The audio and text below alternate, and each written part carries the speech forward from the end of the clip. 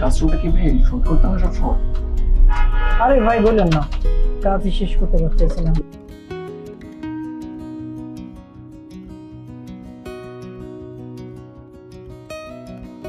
কত দূর ভাই?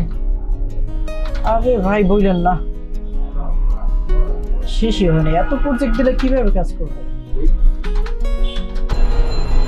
কি অবস্থা ভাই? কাজ কত দূর? বস তো কইছে যে কাজ কালকে ডেলিভারি দিতে হবে। কাজ এতগুলো দিয়ে রাখছে, কমপ্লিট করতে পারতেছি না। কাজ কি বানাই দেবো? কাজ তো দিতে হবে, ডেলিভারি তো দিতে হবে, বস তো বলছে। টেনশন নিয়ে না ভাই, দেখা যাবে। করতে থাকি, আস্তে আস্তে হয়ে যাবে সবকিছু।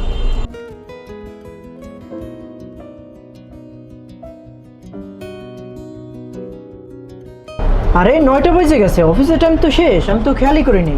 দূর, আজকে আর কাজই করবো না। শিহাব ভাই, আপনি কি যাবেন? না ভাই, কাজটা শেষ করে নেই। শেষ না হওয়া পর্যন্ত তো যাওয়াটা ঠিক না।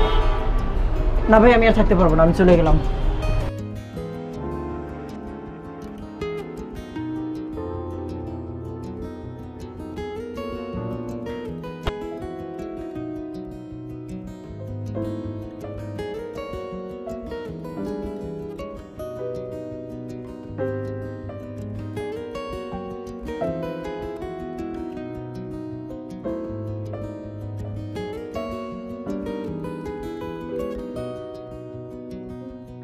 আচ্ছা বুলবুল সাহেব, জি।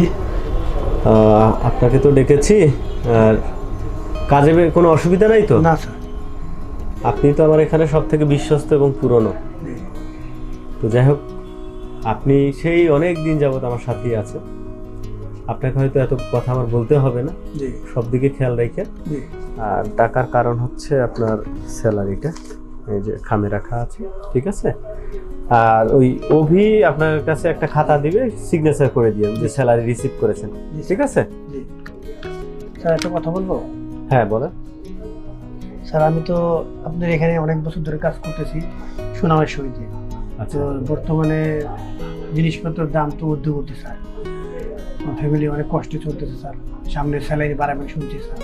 যদি আমার দিকে দেখেন স্যার, অনেক উপকার হতো স্যার। আচ্ছা ঠিক আছে, এটা আমি বিবেচনা করব। এটা অসুবিধা না, আপনার বলতে হবে না, ঠিক আছে? তা আপনি কাজে মনোযোগী হন, এগুলো দেখেন, জানতেন। ঠিক আছে, সালাম আলাইকুম। ওয়ালাইকুম আসসালাম।